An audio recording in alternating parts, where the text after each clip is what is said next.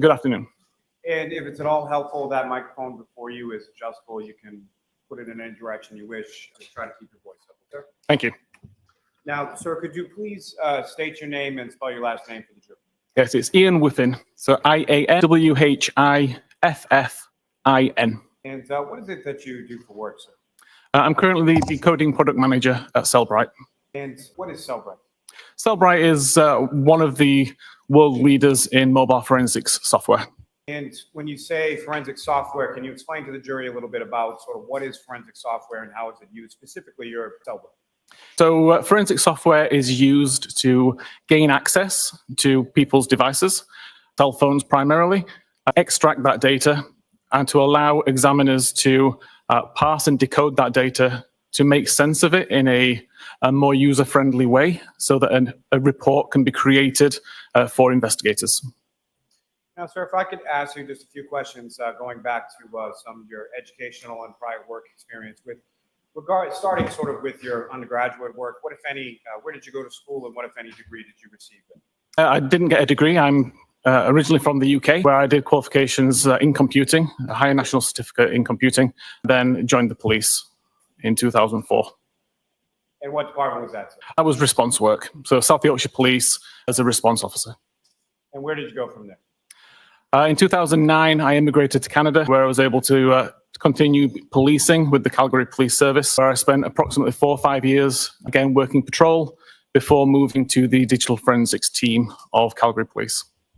And with respect to moving to that digital forensics team, what, if any, specialized training did you receive in regard to that area? So once I had made it into the digital forensics, I was sent to Ottawa for 3 weeks to do a foundational computer forensics course, covering all manner of digital forensics to begin with. Throughout my 8 years with Calgary Police, I did constant courses each year to keep information updated, including a 2-week course, again, at the Canadian Police College in Ottawa, specifically about cell phone forensics.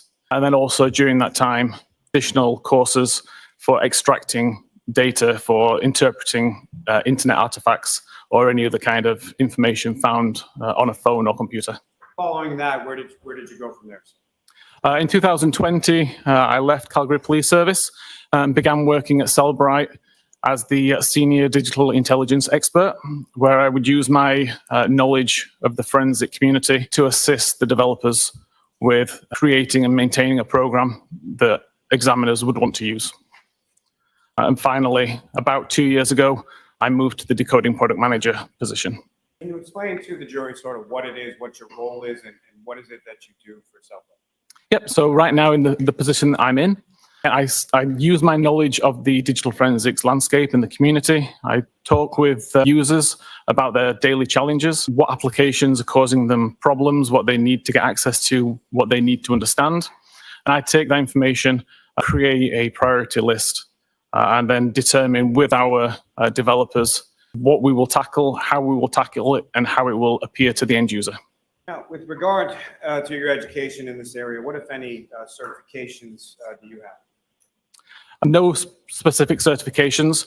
I've done the Cellbrite coursework since joining Cellbrite, but other than the 3-week course in Ottawa, and then again the 2-week course in Ottawa, I don't have the SANS training or any of that kind of training certifications. And in addition to your work with Cellbrite, what, if any, other areas of the field have you worked? So could you rephrase that? Sure. Have you given any presentations? Have you published any work in relation to this area? Yes. So since working as an examiner, I identified that there were times that I needed to parse artifacts from applications that the main vendors didn't support. In response to that, I would do my own research. That research turned into a selection of digital forensics tools, and I created a website for myself to share that research, to share those tools with the community. And directly related to that, I have published articles related to accessing data on phones, related to SQL databases, related to various other artifacts, primarily locations. Over the course of your work, have you had occasion to testify in other courts in relation to this specific field? Yes, related to digital forensics, I've testified approximately 20 times, mainly in Canada, but also once in Michigan, once in Australia, once in the UK. Now, as far as questions that come into your company with relation to interpretation of data, other sort of general forensic questions, what parts of the world do these questions come in from, and how widely used is your product? So the product is used globally. There are a select number of countries that we don't export to, but generally, if a police service is interested in digital forensics, then they're using at least some of our tools. We operate an email address which is open to any user called Stumpers. The idea is that users, if they come across an artifact that they can't explain, they can email to myself and some of my colleagues. We can research that artifact and we can try and give them an answer as to say why the artifact's there and how it should be interpreted. Determine there as far as an artifact, if you could please explain to the jury what your understanding of that term is and how it's used within your specific industry. So I would refer to an artifact as essentially any piece of data which I've recovered from the phone, which is of interest. It could be a web history visit, it could be a text message, it could be a photograph, any piece of information. Now, sir, turning your attention to September of 2023, at some point in that month, were you contacted by the Norfolk District Attorney's Office and the State Police in regard to this case? Eventually, yes. Initially, I was contacted by a member of Cellbrite. And if you know why was that initial, as far as the initial contact or initial request from Cellbrite, can you speak about that? My understanding was there was an artifact found on a device, and people were looking for an explanation as to how this particular timestamp was relevant to the case. Now, if you could explain to the jury what were you provided and what were you asked to look at? So the original question is just basically how can we explain this 227 timestamp? I spoke to my colleague and requested if he could contact the investigators and any information that they could share about where this particular timestamp was found so that I could investigate it. I was advised at that time that the case had already been uploaded to our own support network. So the full extraction of the device in question was already in Cellbrite's possession. And I was able to access it from there and start to examine what the issue was that was causing the confusion. Now, with reference to this issue, can you describe to the jury, just in general terms, sort of what this issue was? Yeah, so the issue, as I was led to believe, is there was a timestamp for a web history artifact of 2:27 and 40 seconds local time, which would be UTC-5, and it didn't make sense to the investigators. And the question was, is there any other interpretation for what this timestamp could mean? And so essentially you were asked to explain the timestamp and how it came to be, correct? Correct. And as far as this particular issue, has this arisen in other instances? Have you been asked the same question or similar questions in regard to this type of artifact? Several weeks later, so probably around December time last year, I was contacted by a police investigator in Austria with a very similar question related to obviously a different internet search. And about a week later, a defense expert in the same case also contacted me asking the same question. The defense expert in that case was able to provide the database, and I was able to provide the answer. As far as the full extraction, is that the entirety of what you looked at in this instance, or what, if anything else, were you provided with in regard to your review and your analysis in this case? So I did work with the full extraction, but my interest was focused on just the web history artifacts. What, if anything, did you find with regard to the web history artifact? So the 2:27:40 timestamp was correct insofar as that is the time that is shown within the database. It was indeed a deleted record, but the interesting thing was why the timestamp said 2:27:40.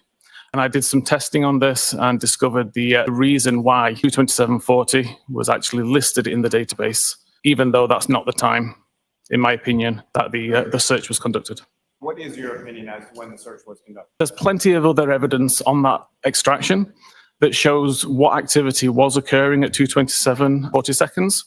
And there's plenty of evidence later on in the day that shows that that particular search was conducted at 6:23, I believe 51 seconds, and then a similar search at 6:24 and 18 seconds. Do you recognize that, sir? I do, yes. This was the Internet History.db database table showing activity from the morning of the 29th of January 2022. Do you recognize what's up on the screen now as the exhibit you have before you? I do, yes. Okay, of course. So this was a table I created based on the data from the phone. The first column shows the local time of a record that was written to the history database. This is a database which is tracking all web pages which are loaded as you use them. The second column starts with the URL, so the Uniform Resource Locator, so what you would type in or how the browser knows which website you want to visit. The title is part of the website which is loaded. One of the top attributes of the website will load the title. Visit count relates to an internal counter within Safari, which just tracks how many times a particular website is visited in order to make suggestions to down the road. And then finally, the last column shows the source of this information. So history.db is the name of the database. History_visits is the name of the table. And then the number is the unique identifier, which is assigned to that particular record in consecutive order. So every time you add a new record, that number will increase by 1. Cell phone extraction that you were provided, that was from a individual named Jennifer McCabe, is that correct? That's my understanding, yes. And fair to say you don't know Jennifer McCabe, never met her, don't know anything about her? Correct. And as far as a extraction is concerned, if you could please explain to the jury sort of what your understanding of that is. What is an extraction? An extraction in this case, all of the files and folders had been extracted from the device, saved on a computer in a zip file container. So essentially in a way that is as close to the original from the device as possible. And again, what is your title specifically with Cellbrite? It's decoding product manager at the moment. And what's sort of the relationship between what you do and a Cellbrite extraction? So once the extraction's been extracted and we have the zip file, then Physical Analyzer is the tool that Cellbrite creates to allow examiners to look at that extracted data in a meaningful way. And my role is somewhat shaping how examiners will see that data when they open up Physical Analyzer and look at the extracted data. What, if any, relationship does what you do have to do with how examiners will view something from the Cellbrite tool? Again, so after being an examiner for 10 or 11 years, I've got that kind of understanding of how examiners work. Being someone who also writes my own software and does my own research, then I can kind of cross that void that usually exists between developers and examiners and help both parties try to come to a meaningful conclusion. Yeah, so the lower two records, which are highlighted in green, are two records which occurred at 2:27 and 42 seconds local time. So 2 seconds after the Google search had allegedly been made. And then the second record is 5 seconds after that at 2:27, 47 seconds. Both those URLs relate to a website of hokamocksports.com. If you could explain to the jury, what is a contiguous identifier? So again, every SQLite database will assign a unique contiguous identifier number. So again, the very first record created will be given a record ID of 1, the second record will be 2, and so on and so forth. Those numbers are never reused. So if I was to delete record 3, that record number will never be reused, and I can see that there's a gap and deleted data in that database. You used another term in there as far as a SQLite database. If you could explain to the jury what your understanding of that term is based on your training experience. Yeah, a SQLite database, essentially, it's a series of tables. It's a way for data to be stored, again, in a meaningful, organized fashion that can be queried, can be examined, can be filtered, searched, etc. It can be useful for anybody who wants to get data from an organized file. What, if any, observations did you make as far as those contiguous identifiers in the range they had in relation to? Okay, so within the history.db file, there were no missing numbers from the beginning of January, essentially, until early February. That told me as an examiner that no records had been deleted during that time. I do, yes. This is the browser state record, which identified a search at 2:27:40 a.m. It is, yes. So this is a searched item exhibit. It's technically a derivative of a different exhibit that we find on the device. So we found what we consider a web history record. So a web history record would just mean we have a URL that was visited and potentially a timestamp and a title. Searched items looks at all of the web history items that we've found and tries to identify were these actually searches that were conducted. So for example, if you were to do a search on Google, you'd see that the website that you're taken to is google.com query, then it contains the query string that you've typed in. We extract that information, we extract that query and provide it to the user as a searched item. In this case, I can see that it came from browserstate.db WAL file. The search query itself was host long to dying cold, and it shows as a deleted record. I think you've used a couple of different terms within that as far as a knowledge C database. Can you explain to the jury what that is? I don't recall saying knowledge C, but I can explain what knowledge C is in this case. If you could, please. Yes, the knowledge C database is at the heart of iOS. It stores lots of information about the activity on the device at any given time. Things like when the backlight's turned on, when the device is unlocked, what application is in focus at the time and how long it's in focus for. And important to this case, which website's on screen at any given time as well. When you say when a website is in focus, can you expound upon that as far as what exactly do you mean by when you say in focus? So in terms of iOS itself, when it's in focus, it would be the primary item that's visible on screen.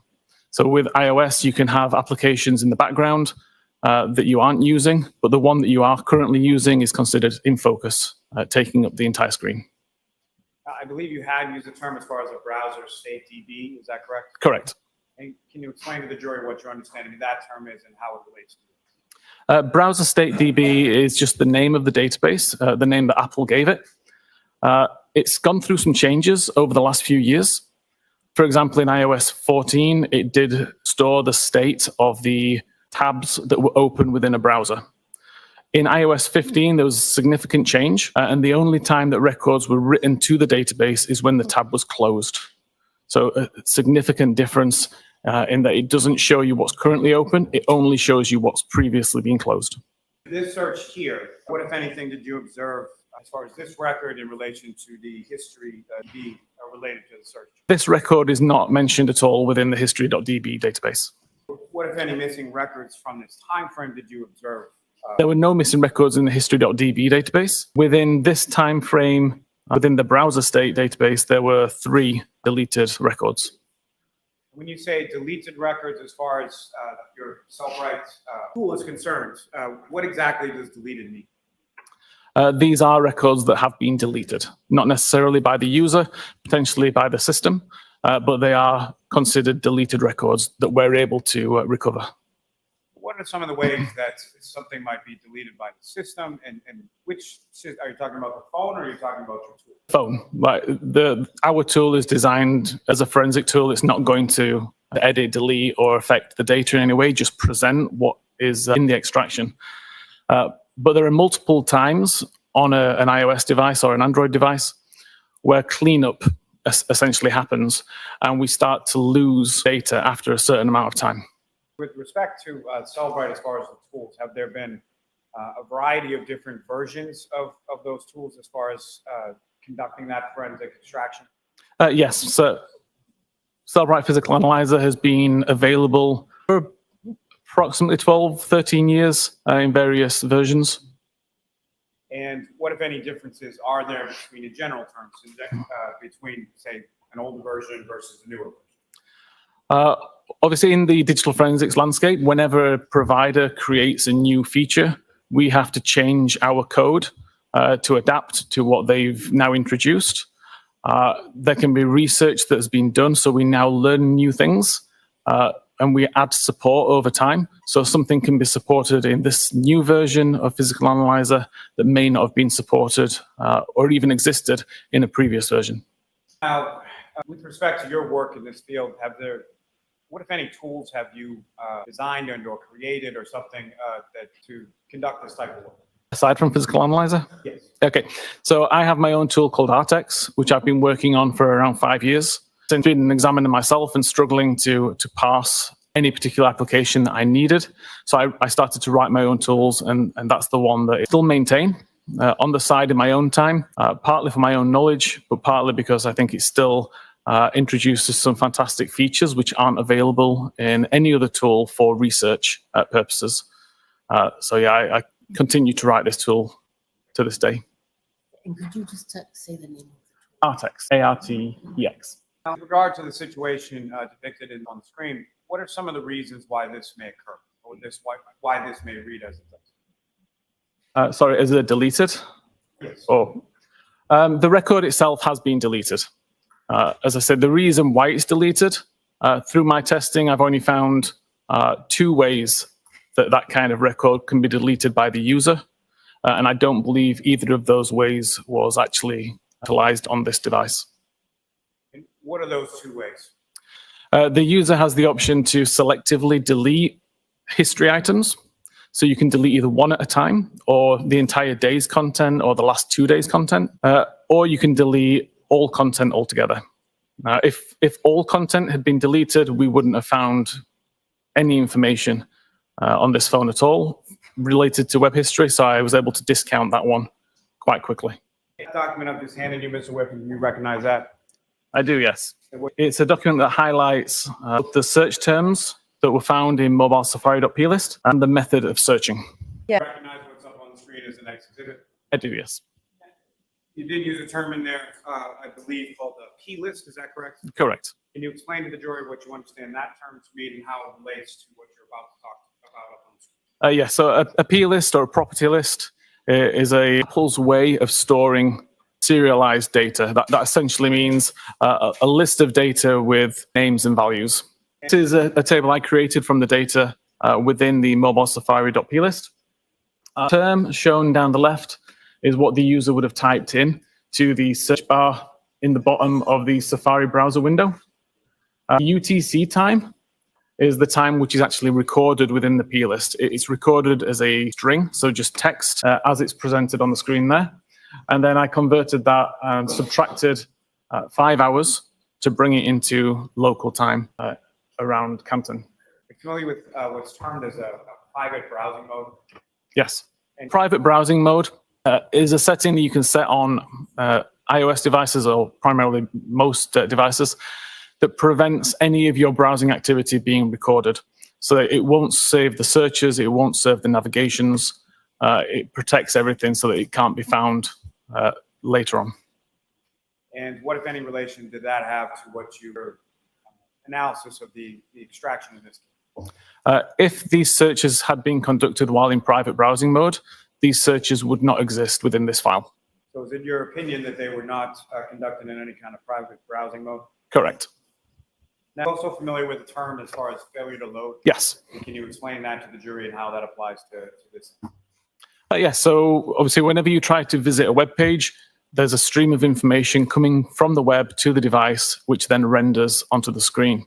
The completion of the load event, there's a function effectively which runs, and that records the visit to the history database. If for some reason the page doesn't load and it shows up with an unable to load message, so for example, you don't have an internet connection at all, that unable to load will be recorded. If, however, the device stalls and it just sits kind of waiting to load, nothing gets written to the history database. And if you were to close the browsing window prior to the page completing its load event, nothing will be written to history. Would that be written to somewhere else within the phone as far as any other storage areas? Technically, the only place I found would be the browser state. With regard to the plist files, primarily it's used to save preferences. So you'd have a lot of information in there if it's using light mode or dark mode, or when you want tabs to auto clear, that kind of information. But it also records several days history of searches. The actual number of days searches, I actually don't know.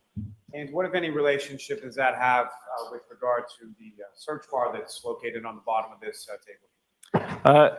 In order for the search to be saved to the mobile Safari plist, you need to actually type into this particular search bar. If you were to just visit google.com and start typing into the Google search bar, it will not be recorded within the mobile Safari.plist.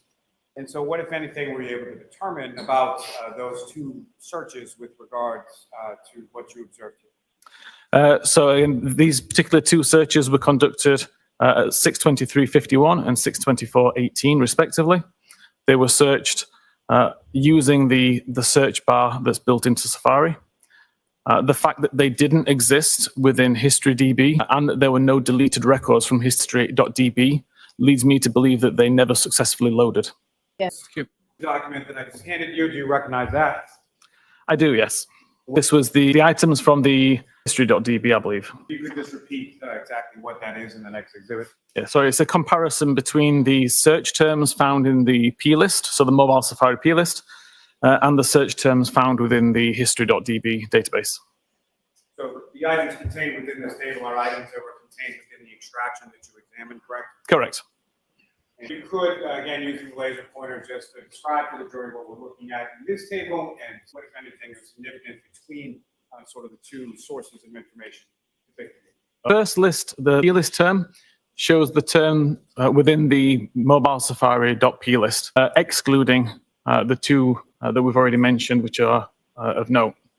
And the first timestamp column shows the timestamp according to that P list. The history item shows the search term as recorded in the history database. And then we have the timestamp as per the history database.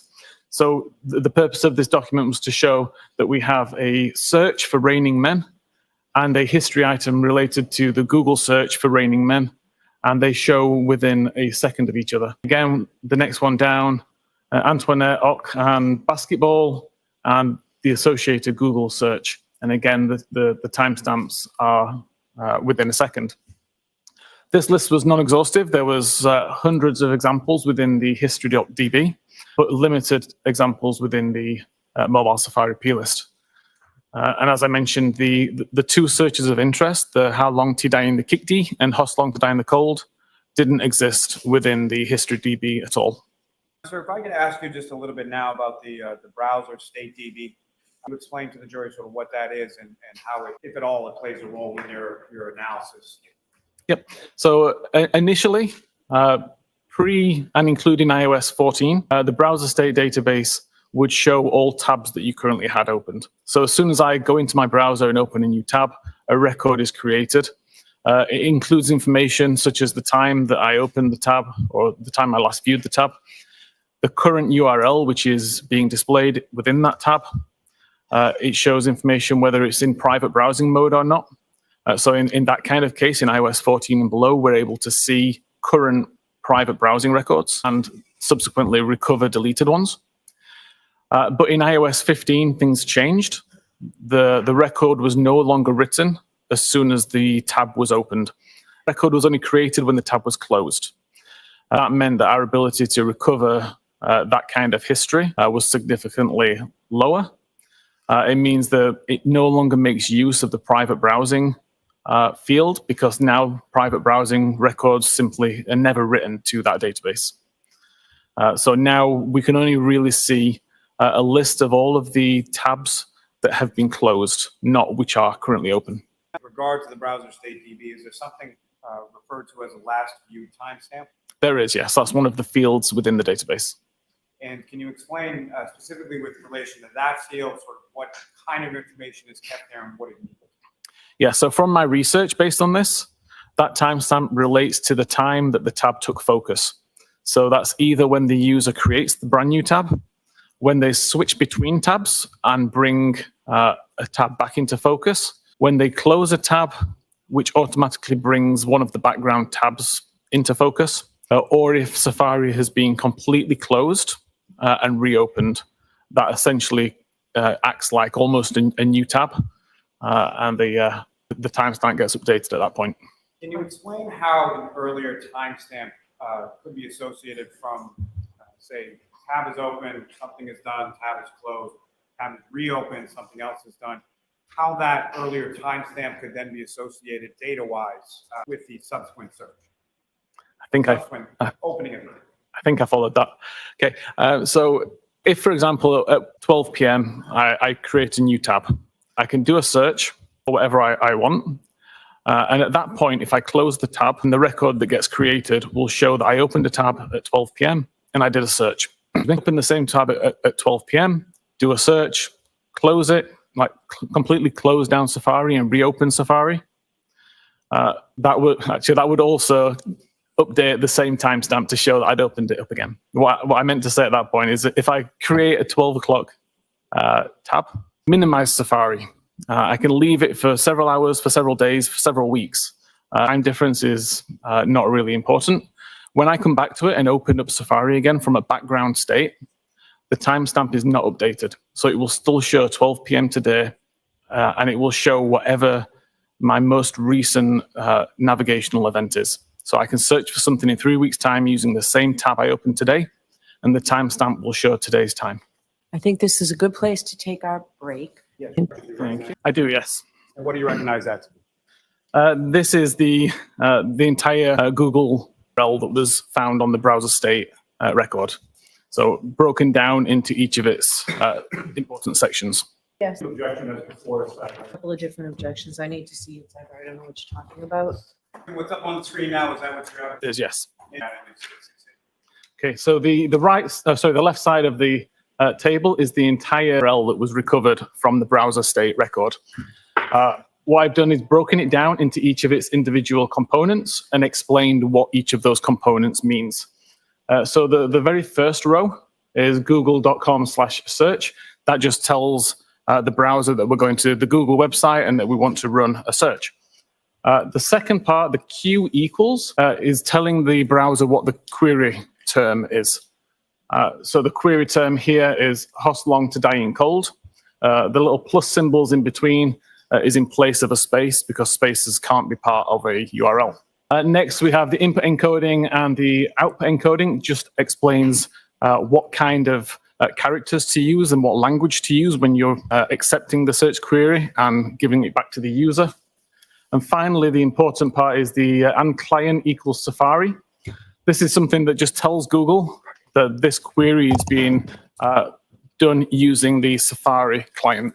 Again, if I was to use Safari and just visit the Google webpage and type that in, or type a search in, that part of the string wouldn't be there. That's only there because I used the Safari search bar as part of the Safari application to do that search. Now, sir, with reference to that, what, if any, relationship does that have to the information you were discussing just prior to the break? Again, that confirms that this search was conducted via the Safari search feature that's part of the Safari browser application, the same one that caused the records to be recorded in the plist. Another document, do you recognize that, sir? I do, yes. This is the live records from the browser state.db database.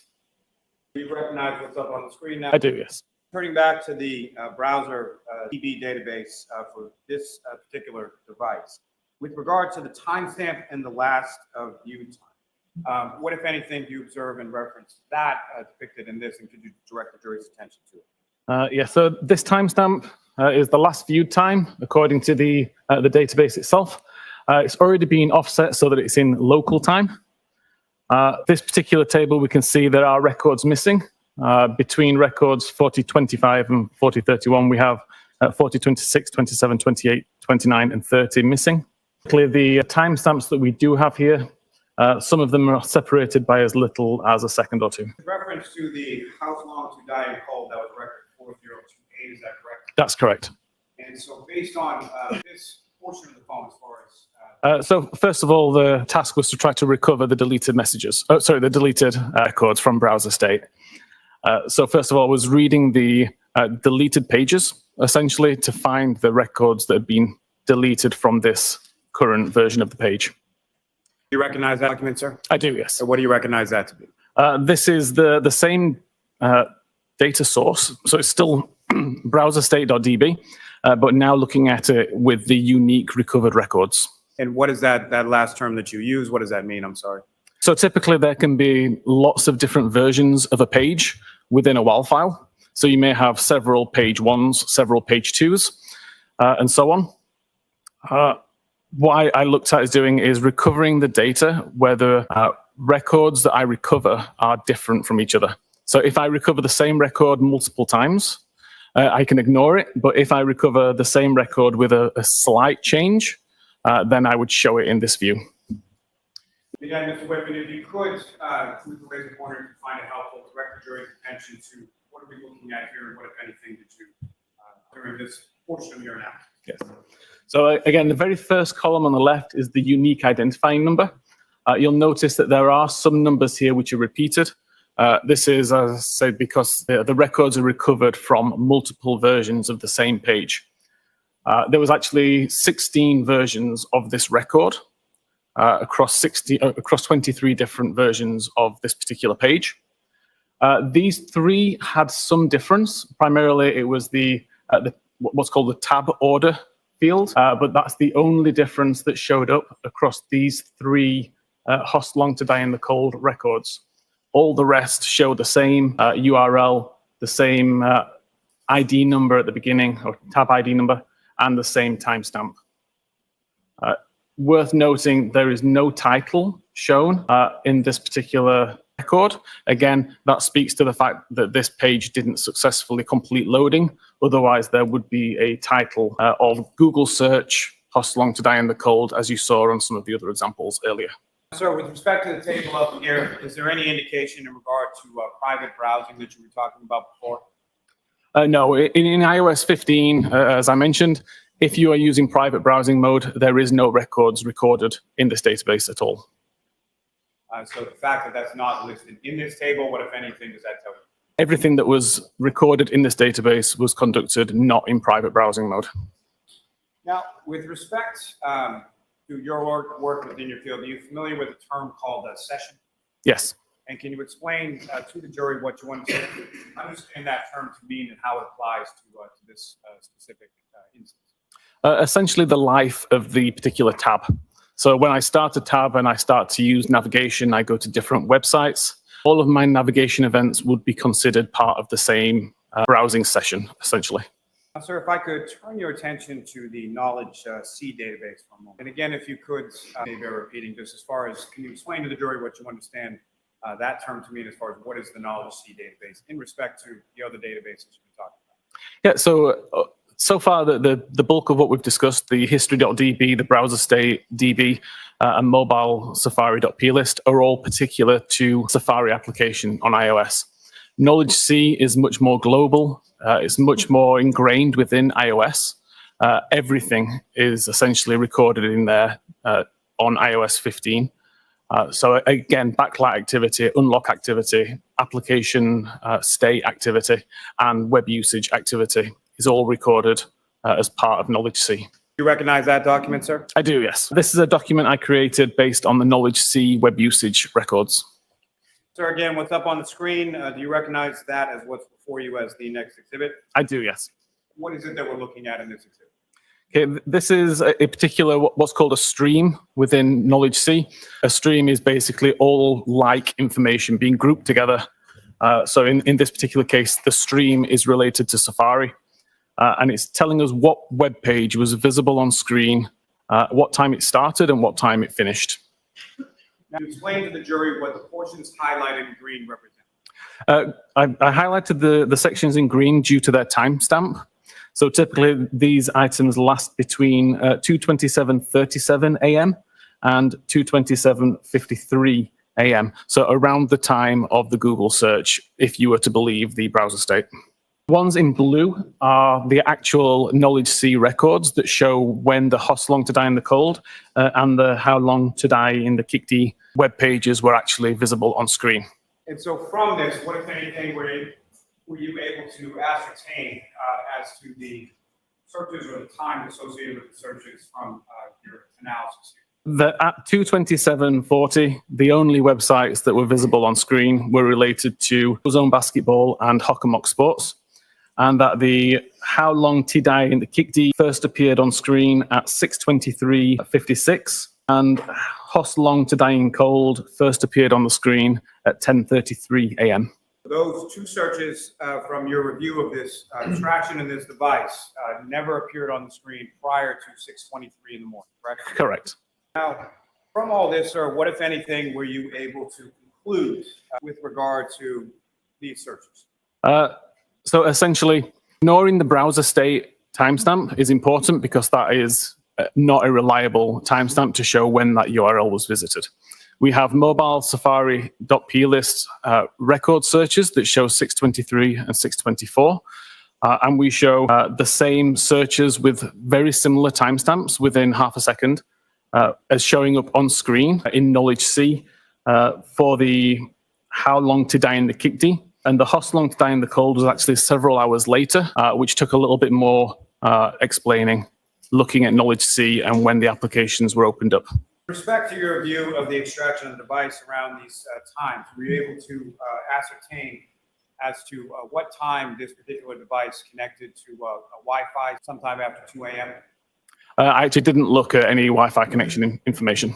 With respect to 2:27 in the morning, 2:27 a.m., what were the websites that the device had visible, and what were the websites the device was connected to at that time? So according to the Knowledge C records, which were mostly also reflected within the History DB as well, it was the Hockomock Sports, YouTube, Ozone Basketball, and that's it for the main domains.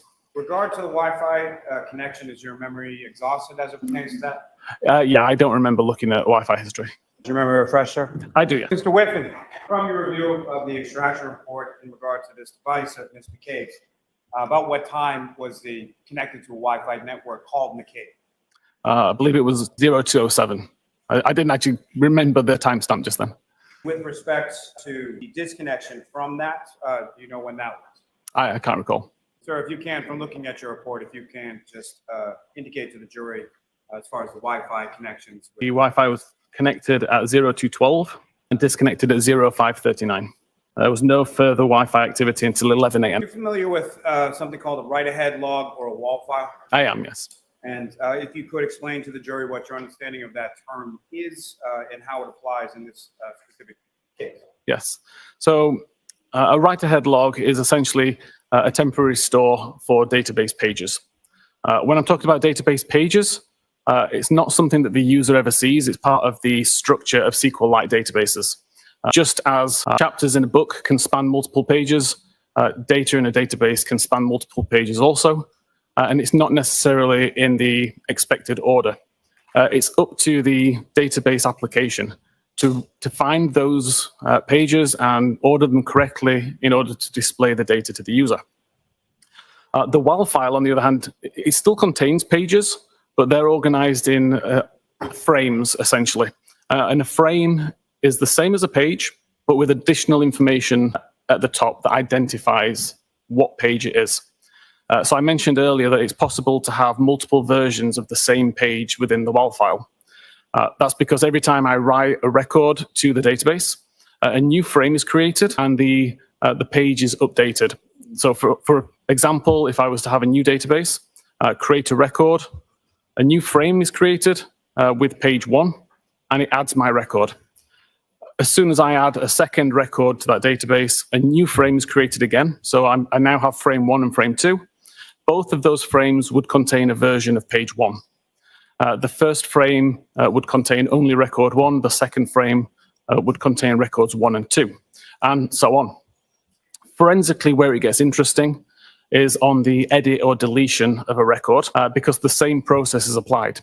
So now a new frame is created. The page number is the same as previously, so we'd still have a page 1, but now only the records that I don't want to delete are copied across. So I could end up in a situation where I have 4 versions of page 1. One has record 1, one has records 1 and 2, one has records 1, 2, and 3, but the most recent version of the page only has record 1 and 3, for example. Now, a normal piece of database software will only look for the most recent version of the page, so you would only see records 1 and 3. The forensic software can look at all previous versions of the page as well, and that's how we're able to recover record 2 in that instance. And that's essentially how we were able to recover the browser state record from WAL. Now, sir, turning to that issue as far as deletion, what, if anything, let me ask you this first just before we leave the WAL file. So with regard to the WAL file, what, if any, relevance is there that certain data only exists within the WAL file? So again, if I create a record that's in the WAL and delete it before it gets committed, which means when it gets merged into the main database, then it exists only in the WAL. It could be that it's a brand new record that just hasn't been written yet, or it could be one which was deleted from the database prior to the commit occurring. When you say commit, what exactly what does that mean? Commit's a process where essentially the database looks at all of the most recent versions of each page in the WAL file, copies them out from WAL and puts it into the main database, and then deletes the WAL file altogether. So at that point, we lose the ability to recover data from WAL because the WAL doesn't exist, but we have all the most recent versions of the page. Turning to the concept or the topic of deletion of data, what, if anything, did you find with regard to deletion of data with respect to this search as it applied to the P list that you discussed before? Recovering data that's been deleted from a P list is not really possible. So all we can say is if this record exists within the P list, it hasn't been deleted. Same question with regard to issues of deleted data with regard to the history DB. There's no evidence of any records being deleted from history.db since early January. I think it was like the 3rd of January up to February 2nd. And how were you able to tell that with regard to the history DB? Again, every record is given a unique number, and there'd be a gap in that numbering system if a file or if a record had been deleted. The fact that there was no gaps indicates that nothing had been deleted. And with regard to deletion, what, if anything, were you able to ascertain with regard to deletion versus web usage in the Knowledge C data? Knowledge C contains such a large amount of different type of data that's always being added and deleted for various reasons. None at the discretion of the user. It's a completely system-driven event to delete information from Knowledge C. So we can't say what was deleted from Knowledge C, but we can see that during the times of Safari usage, records exist within Knowledge C that indicate, or certainly appear to indicate, that nothing was deleted. What, if anything, were you able to find with regard to deletion in respect to the browser state DB data? Browser state did have numerous records that had been deleted. Some we were able to recover. 3 records from browser state all had a timestamp very similar to 22740. These were 3 records that had been deleted at some point. What are some of the options for deleting data from that particular? So the first most prominent option is to delete absolutely everything from the device, or delete all history from the device, which, as I mentioned earlier, we know that didn't happen because we still have other records. So the only other real option is to delete selectively. That could mean delete one at a time, and it could mean delete either the full day, the last 2 days, or last hour. But in all of those cases, the record must exist in history.db in order to be deleted from browser state. The fact that this record, the host long and the how long today and the KIKT don't exist within the history database would mean that the user would never have the option to selectively delete that record. You recognize that, sir? I do, yes. This is a list of the browser state DB records showing a red line where a record or more have been deleted. The term deleted, as far as it applies to this particular area of the database, what exactly does that mean again? It means the record has been marked as deleted. If you were to read this database in a regular database application, you would not see it, but it doesn't necessarily mean that we can't recover it. What's up on the screen, is that what you have before you? Yes. And if you could, please, using the laser pointer, direct the jury's attention to what, if anything, of significance you observe in this. So again, we can use the number down the left side, which will identify the unique identifier given to each of these records. And we can see that the red line between the first 2 records indicates that records between 3986 and 3993 have been deleted. We can see that record 4001 is deleted. Records between 4004 and 4019 have been deleted. Record 4020 was deleted. And then finally, records between 4025 and 4031 had been deleted also. Now, sir, as far as records 4024 and 4025, what, if anything, were you able to ascertain as far as the dates and times associated with those? Yeah, so these particular records show up at 227.31 and 227.33 respectively. And this matched records within Knowledge C that showed that at this particular time when the tab took focus, that particular website was also shown visible to the user in Safari. Now, as far as the date and time for 4024 and 4025, what, if anything, did you observe with respect to the date and time for 4026? And what can you tell about that? So 4026 was approximately a second or two after the record here, 227.33. I believe it was a 227.35. And then again, there was another record, 4027, which again was another 2 or 3 seconds after that time. So within a 9-second period between 227.31 and 227.40, there were 5 records within browser state DB that had a timestamp within that 9 seconds, all with completely different types of website, ranging from PayPal, banking, YouTube, and the Hoslongstein the Cold. So with respect to, are you familiar with the term called spontaneous deletion? I believe so. And can you explain to the jury what that is? It's not a term that I would use, but essentially a cleanup operation would occur on the device where it would look for orphaned records, records that are old enough to not be required anymore, and they would just be deleted by the system without any direction from the user. Now, during the testing that occurred, your testing, which occurred with respect to this device, what, if anything, did you observe with regard to spontaneous deletion? I wasn't able to replicate the spontaneous deletion. I was able to replicate completely orphaned records. So a record that existed in browser state without a corresponding record in history.db. And it meant that there was no way for me to delete that record manually without deleting everything from the device regarding history. May I approach on? I do, yes. This is a report from my ArtEx tool showing the history database at 21:39:34 on the 27th of January and 22:55:09 on the 27th of January. Approach again, Your Honor. Sir, with regard to this, we're looking at record number 4026, is that correct? Yes, I believe we are.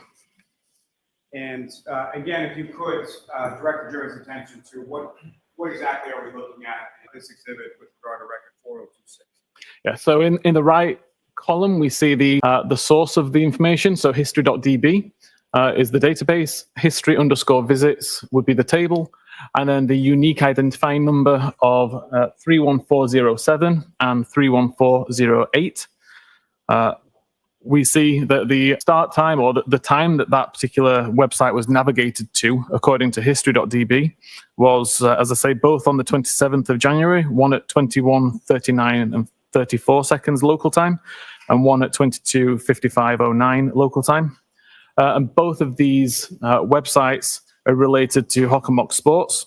We have the URL at the top, followed by the title of the page, followed by a visit count that tells us how many times that page has been visited before. Yes, this is the same kind of report. This is related to the YouTube record that was part of the browser state database, related to It's Raining Men on YouTube. Is that the record number 4027, is that correct? It is, yes. What's up on the screen now, is that what you have before you as the next exhibit? It is, yes. And again, if you could, using the laser pointer, just direct the jury's attention to what, if anything, of significance you observe in this record of 4027.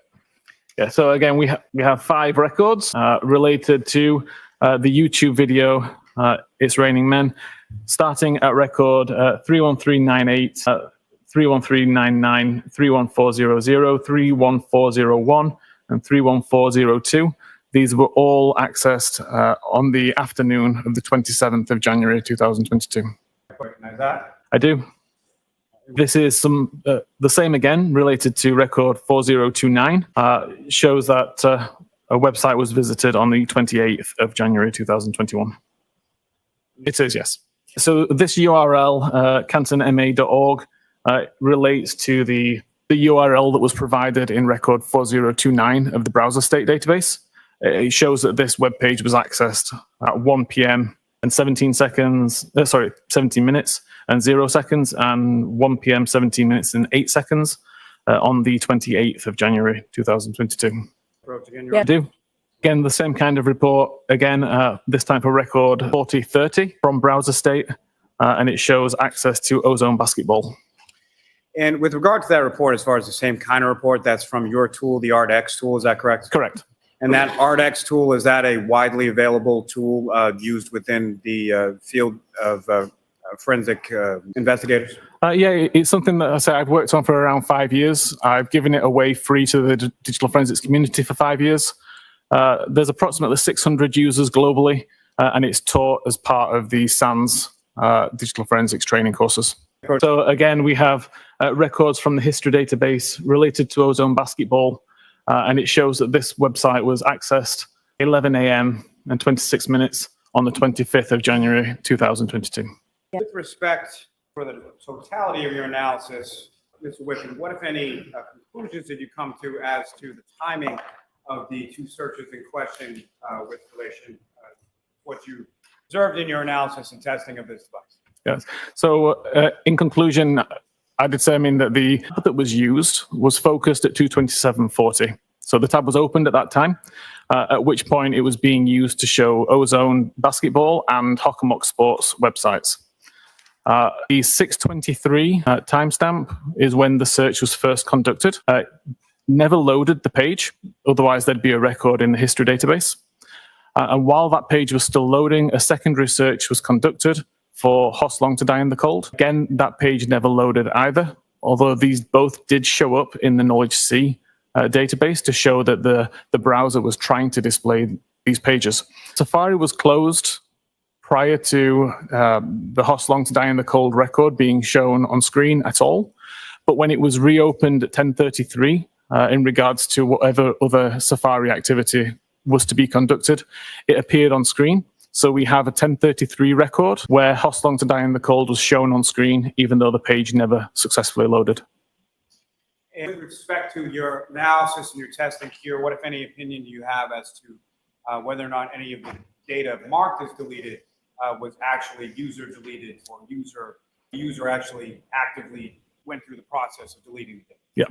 Yeah. So again, we know that she didn't, we know that nobody deleted the entire history. So that leaves the only option to be selectively deleting records. The fact that there are no missing records in HistoryDB shows that it's impossible that that record could have been deleted by the user. It would have just been orphaned in the database, and I believe would have deleted itself at some stage whenever a particular cleanup function ran.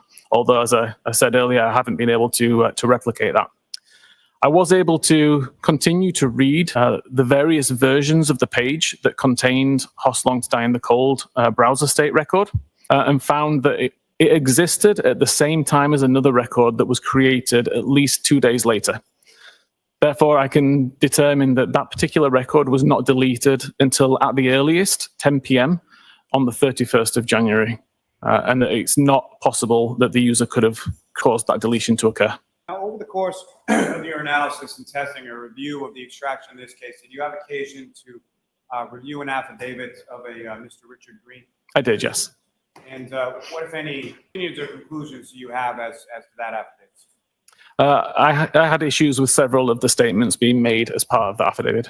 Namely, it specified that Sellbright report identified that the search was conducted at 227.40. And as I've explained, I believe the tab took focus at 227.40, not when the search occurred. The report mentioned that Sellbright report identified it was deleted by the user. We don't do that. We'll tell you that a record is deleted, but we don't specify how the record was deleted. That's something for the examiner to determine. There was a mention of the purpose of the browser state database. The explanation given was correct for iOS 14 and below, but not for 15 and above, which is relevant in this case. Now, you mentioned this issue as far as coming up, obviously, in this case and some other instances, phone calls or inquiries that you received from Austria and other places. What, if anything, have you or your company, Sellbright, done with regard to rectifying this issue? I'll allow it. Okay. We recognize that this timestamp could be misleading. Regardless of how we label that timestamp, the very fact that a timestamp is there, we feel would be potentially misrepresented. So the decision was taken to remove the timestamp altogether from that information. So now we show the web page was visited, but we don't attribute a time to that purely because it could be wildly inaccurate. Your Honor, this may be the appropriate time for the instruction. Jurors, we're about to see some demonstration to help you to understand the evidence that you've heard. It's not evidence from this case, but it helps you understand the evidence in this case. You must decide this case based solely on a fair consideration of the evidence and nothing but the evidence. But this is a demonstration to help you understand that evidence. So to that point, Mr. Whiffin, were you able to prepare a demonstration in regard to what you've been discussing through the course of your testimony? I was, yes. And that demonstration doesn't specifically reflect on the searches or the extraction report that you looked at in this case, correct? Correct. But as far as the overall issues that you've been discussing in your testimony, correct? That's correct. First of all, on the left there, you can see a screen of an iPhone, and that is a phone that I have in front of me live. It's just demonstrating what I can see on the phone. This is my ArtEx tool, and the feature which I continuously use this tool for, which is not available really in any other vendor tools, is the ability to create a live connection between my computer and the phone. The live connection is what I've just started here, and what's going to happen is all of the files and folders that exist on the phone will be mapped to my computer so that I can navigate it. I can look around and I can take a look at near enough live records on the device. Prior to the availability of this tool, I would have to test a theory on a phone, do an extraction, and then pass the extraction, which could take anywhere between 20 minutes and several hours. The reason that I'm using this tool today is because I can do those same tests within 10 or 20 seconds, typically. So I just need to wait for this section to do. So it's already mapped out all of the files and folders. It's now asking for a few important pieces of information, which it will then populate on the screen. So information such as the device, serial number, etc. What we're interested in, though, is the browser state record. So I can go to the browser state database and take a look at that and open that up. And you can see that at this moment in time, I have no records in the database at all. If I go back into the live view of the phone, you can see I have Safari open from last night. So it's been sat in the background overnight and not doing anything. But at 10 past 8 last night, I performed this search in a brand new window. So started Safari, opened up a new tab, immediately searched for new tab at 2010 on the 16th of June. If I now search for the time right now, 1442, what I can do is go back to my ArtEx tool and press this reload button. That's going to delete the database from my computer only and copy the most recent copy of the database and WAL file from my phone back to my computer, where it shows me I still have no records. That's expected behavior because at the moment I've not closed the tab. So if this, again, was iOS 14, there would be a record there to say what tab I had open, but iOS 15 doesn't work that way. I now go back to my tabs and actually just close this window. I can go back into ArtEx and hit reload again. And we now see we have some records. I can look at this particular record and you'll see the title is 1442 Google search. You'll see the Google search record here. So I just need to change the time zone as well to Eastern time. So you see it's the most recent search which I conducted, the 1442 search. The last viewed time, though, still shows as 8:10 p.m. last night, because that's the time that the tab was focused, not the time that the search was conducted. Thank you, sir. I have no further questions. Okay, Ms. Yannetti? Good afternoon. Sir, you had spoken a little bit about what was your assignment here in terms of the data that was sent to you. And I believe that you testified regarding that 2:27 a.m. or 2:27 and 42nd a.m. timestamp that it didn't make sense to the investigators, correct? Correct. Were you told that one of the investigators was Trooper Michael Proctor? I don't recall any names being mentioned. The ticket came to me, or the request came to me via another Cellbrite employee who'd been asked about this case and asked whether we could offer any help. Okay, thank you. You would agree with me that when you're taking or doing a simulation, you want it to be as close to an apples-to-apples comparison as you can get? As best possible, yes. And to get truly accurate research results, you want to eliminate as many variables as you can, correct? Correct. You wouldn't, for instance, want to use an Android operating system to try to replicate the activity from Jennifer McCabe's Apple iPhone, correct? Correct. What version of iOS did you use for your testing of Jennifer McCabe's data? So this test has been undertaken on various different versions of iOS, from iOS 12, 13, 14, 15, 16, 17, and most recently on the beta version of 18 last week. This particular demonstration was on 15.8.2. Okay, you're aware, you said 15.8.2. Correct. I've also tested on 15.7. Oh, fair enough. You're aware, however, that Ms. McCabe was using iOS version 15.2.1, correct? Correct. And you would agree that the way that an artifact is stored would depend on the iOS version that you use, correct? Correct.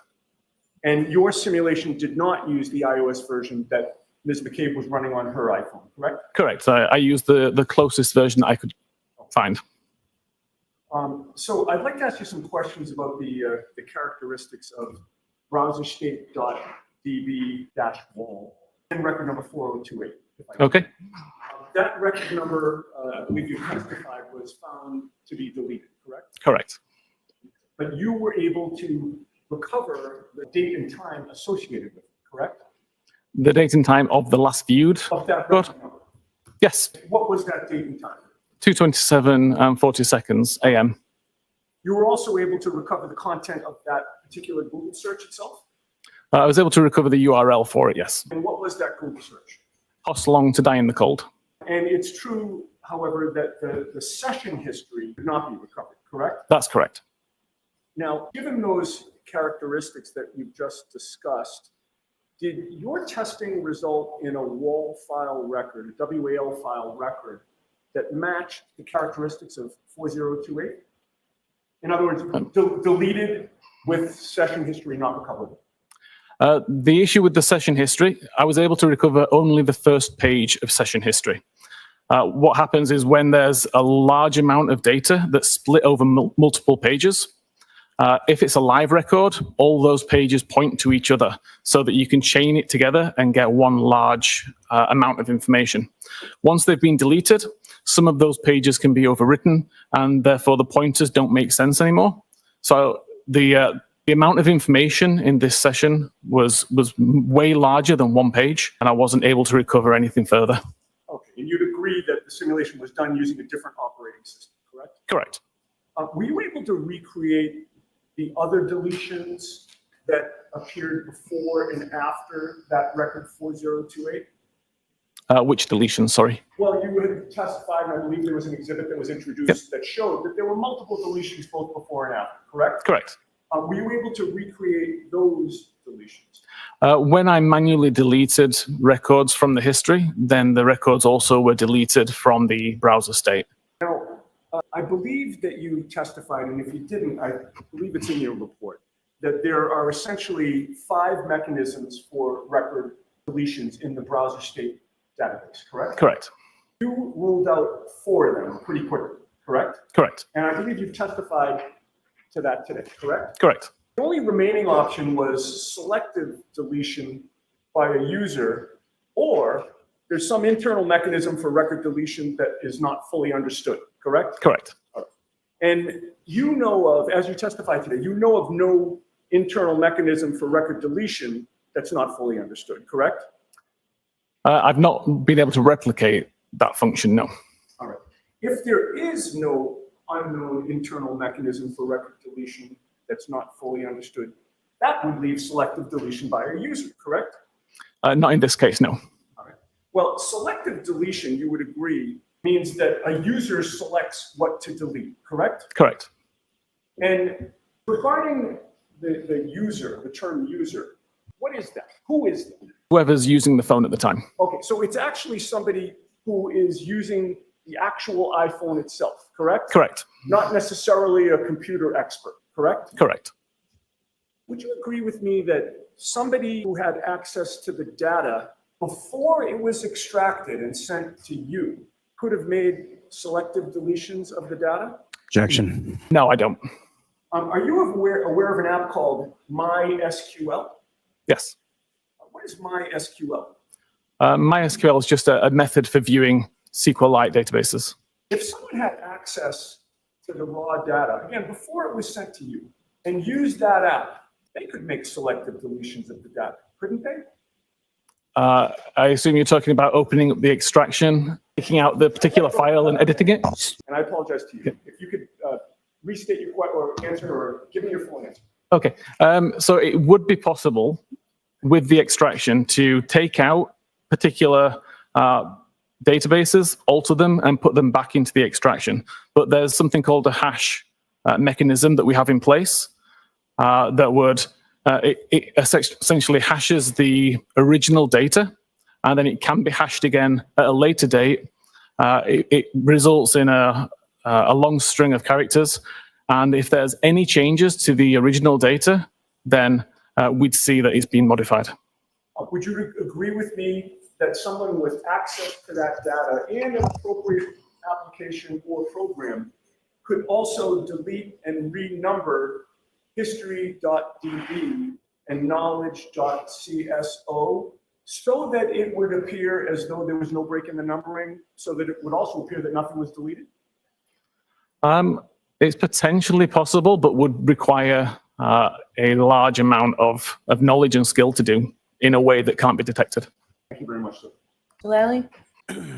Any discrepancy between the iOS version in Ms. McCabe's phone and the iOS version and the demonstration that you did? What, if any, impact does that have on what you showed this jury? So in this particular case, every iOS version that I tested, as I mentioned, from 12, 13, 14, 15, 16, 17, 18, the timestamp is always referring to the time that the tab took focus. So even though there are some differences with when the record's created, the meaning behind that timestamp has been consistent. And what you were asked about in regard to selective deletion, you indicated that no evidence of that in this case, is that correct? Correct. Selective deletion would require that the record existed in the history database in order to be selected to be deleted. The fact that there's no missing records indicates it was never written into that database and therefore could not have been selectively deleted. Now, the hash mechanism that you testified as far as detecting whether or not someone had surreptitiously gone in and deleted things, did you see any evidence of that in your review of the extraction of Ms. McCabe's phone? I didn't have access to the hash information to see whether any changes had been made. That's something that the original examiner would have had access to.